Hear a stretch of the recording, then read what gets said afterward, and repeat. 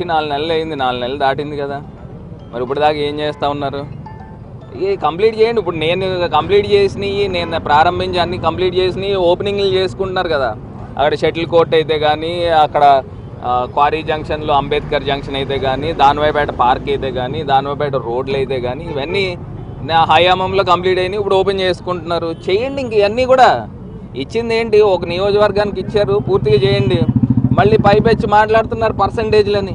4 నెలలు అయిందబ్బా, పర్సంటేజ్లు ఏమన్నా ఉంటే బయట పెట్టవయ్యా బాబు అని నేను చెప్తా ఉంటే ఆ పర్సంటేజ్లు బయట పెట్టరు. ఇంకా ఇది కాకుండా ఇంకొకటి అంశం ఏంటంటే, ఇప్పుడు ఆయన ఎమ్మెల్యే స్వామిమాల వేసుకున్నాడు కదా, ఈవీఎం ఎమ్మెల్యే.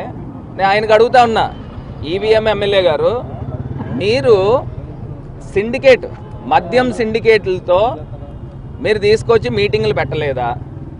మాకు ఇన్ని షాపులు కావాలని మీరు అడగలేదా? మీరు స్వామిమాల వేసుకున్నారు కదా. నేను మీకు డైరెక్ట్గా చెప్తున్నా, ఒకవేళ నేను స్వామిమాల వేసుకున్నాను, నేను నిజం చెప్తున్నాను, అవును పెట్టాము అని ఒప్పుకోండి. లేదు నేను పెట్టలేదు, స్వామిమాల వేసుకున్నా, నేను అబద్ధం ఆడుతానంటే ఆడండి. మీరు మద్యం షాపులతో సిండికేట్లు పెట్టుకుని మీ తాలూకా వాళ్ళకి ఎన్ని షాపులు తీసుకున్నారు? అసలు సిండికేట్ మొత్తం సెట్ చేసేదంతా ఎమ్మెల్యే కనుసన్నల్లో, ఎమ్మెల్యే ఇంట్లో మీటింగులు జరిగినాయి అని కోడైకి వస్తూ ఉన్నారు రాజమండ్రి అంతా. మీరు స్వామిమాల వేసుకున్నారు, మీరు మద్యం షాపులు సిండికేట్లతో మీటింగులు పెట్టలేదా? అందులో మీరు వాటాలు తీసుకోలేదా? ప్రమాణం చేసి చెప్పగలరా? ఒకవేళ తీసుకున్నారనుకోండి, ఒప్పుకోండి, తప్పే ఉంది. వ్యాపారం చేయొచ్చు, ఎమ్మెల్యేలు అంటే వ్యాపారం చేయకూడదా? చేయొచ్చు. ఇప్పుడు ఆయన అసలు ఎక్కడ ఉంటున్నాడు? ఊర్లో పారాచూట్ ప్రతిపక్ష నాయకుడి పాత్ర కూడా పోషించలేకపోతా ఉన్నాడు. ఏదో వచ్చేనా, మాట్లాడేనా, ఏదో చేసేనా అని కాకుండా వాస్తవాలు మాట్లాడితే మంచిది. స్వామిమాల్లో ఉండే చెప్తా ఉన్నాను, మద్యం సిండికేట్తో నాకు ఏ విధమైన సంబంధాలు లేవు. స్వామిమాల్లో ఉండి చెప్తున్నాను. దేవుడి మీద ఇప్పటికే చాలాసార్లు ఒట్టేయాలని చెప్పి ఏదో అడిగాడు, అడిగితే చెప్పాను, నేను నీతో ఒట్టేయించడం మొదలెడితే నువ్వు గుడి పక్కన ఇల్లు కట్టుకోవాల్సి వస్తుంది, ఎందుకంటే ప్రతి అంశం మీద నీతో ఒట్టేయిస్తానని. నేను చెప్పేది ఏంటంటే, స్వామిమాల్లో చెప్తా ఉన్నాం, మద్యం కానీ ఇసుకలో కానీ నా పాత్ర అనేది ఎక్కడా లేదు. ఒక ఎమ్మెల్యేగా ఎక్కడైనా సరే గొడవలు అవుతా ఉన్నా, లేకపోతే ఏదైనా సమస్యలు వచ్చినా నా దగ్గరికి అనేక మంది వస్తారు.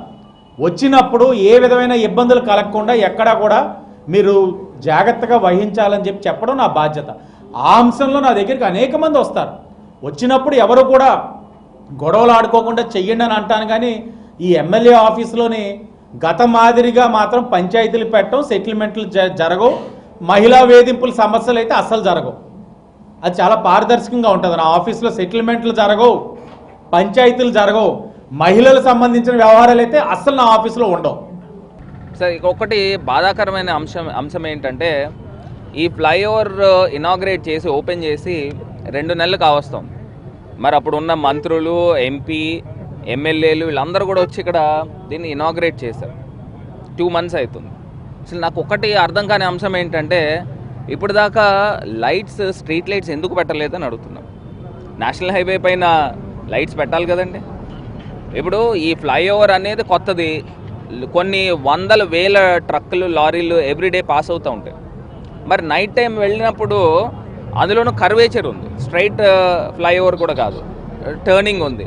మరి ఉన్నప్పుడు నైట్ టైం ఉన్నప్పుడు లైట్స్ పెట్టకపోతే ఏదైనా యాక్సిడెంట్ జరిగితే ఎవరు బాధ్యత వహిస్తారండి?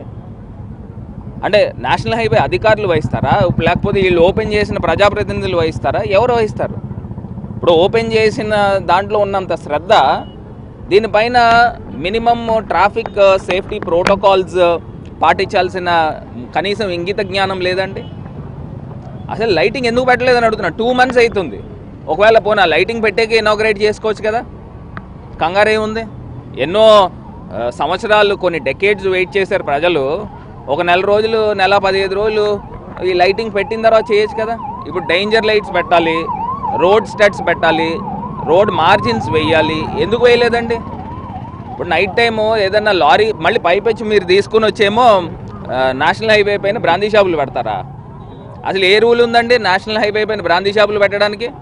అంటే వాళ్ళు తాగేసి వచ్చి ఈ ఫ్లైఓవర్ మీద వెళ్తే యాక్సిడెంట్లు జరిగితే అసలు ఎవరు వహిస్తారని అడుగుతున్నాను బాధ్యత. కనీసం జ్ఞానం లేదా? లైట్స్ పెట్టాలని జ్ఞానం లేదు. మొన్న కూడా నేషనల్ హైవే పీడీతో కూడా మాట్లాడాం. మీరు ఇమీడియట్గా మీరు చేస్తారా, లేకపోతే మేము ప్రజల పక్షాన్ని నుంచి ఇక్కడ ధర్నా చేస్తాం. మీకు 15 రోజులు టైం ఇస్తున్నాం. మీరు ఇక్కడ లైటింగ్ పెట్టారా సరే సరే, లేని పక్షంలో ధర్నా చేద్దాం. ఒకవేళ లారీ కనుక వచ్చి యాక్సిడెంట్ అయ్యి పైనుంచి కింద పడిపోతే ఎవరు బాధ్యత వహిస్తారండి? ఆ మాత్రం తెలియదా?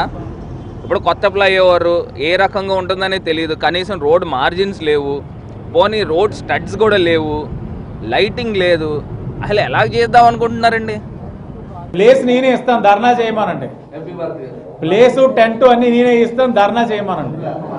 ఆ ధర్నాలో భాగంగా ఇంకోటి కూడా చెప్పమానండి. సైట్ మాట వస్తే చాలు, నేను ఉచితంగా ఇచ్చాను, కాంట్రాక్టర్కి నేను ఫ్రీ ఆఫ్ కాస్ట్ ఇచ్చాను, ఇది నా వ్యక్తిత్వం, లేదంటే నా సైట్ అమ్మేస్తానని చెప్పాడు.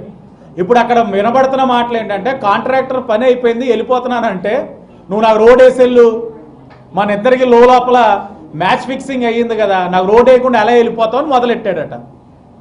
ఎవరు వీళ్ళన్నీ నాయకుడి నుంచి వీళ్ళ వరకు అన్నీ అవేనండి, అన్నీ చీకటి ఒప్పందాలే. చూడండి ఆయన జగన్మోహన్ రెడ్డి గారు, తల్లి చెల్లి ఎక్కడ భేదాలు లేవు, వాళ్ళకి నోటీసులు ఇచ్చారు.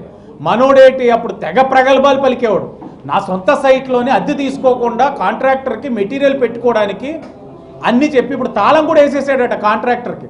నువ్వు రోడేసి వెళ్ళు, లేకపోతే నేను వెళ్ళనే ఉన్నాను.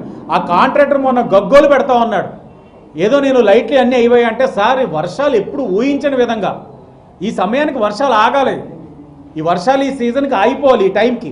అయినా ఏంటో అదేదో వర్షాలు అదే పని మీద మన మీద దాడి చేస్తూ ఉన్నాయి.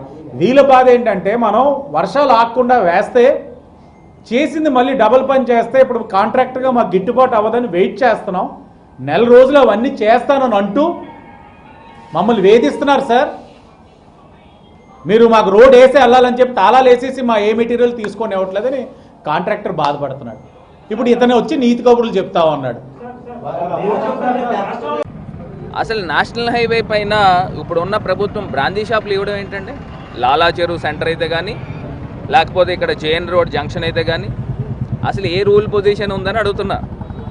అంటే మున్సిపల్ కార్పొరేషన్ పరిధిలో నేషనల్ హైవే పైన పెట్టుకోమని ఎక్కడైనా ఉందా?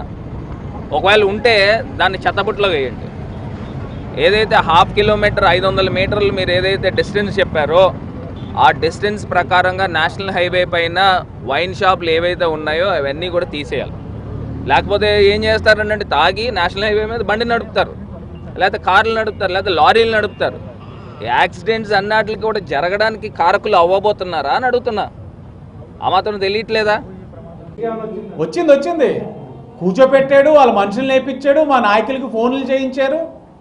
మా నాయకులేమో రా బాబు ఎమ్మెల్యే మమ్మల్నే రానివ్వట్లేదురా, వెళ్ళొద్దంటున్నారా, మళ్ళీ మీరెందుకు రావడం? ఒక ప్రబుద్ధుడేమో నా కొట్టు అద్దెకి తీసుకోండి రా బాబు, నా కొట్టు ఎవరు అద్దె తీసుకోరేటి, నా కొట్టు అద్దె తీసుకోండి అని చెప్పి ప్రాధేయపడ్డం. సిండికేట్ రాజమండ్రిలో ఉన్న సిండికేట్ వాళ్ళని వాళ్ళు నా దృష్టికి చెప్పడం, ఇవన్నీ బయటకు వచ్చేసరికి ఇది నేను ఎక్కడ మాట్లాడతానని ఆ లోపే ఆ ఎమ్మెల్యే ఉన్నాడు అని చెప్తాడు. ఈ చిల్లర అవసరమా మనకి?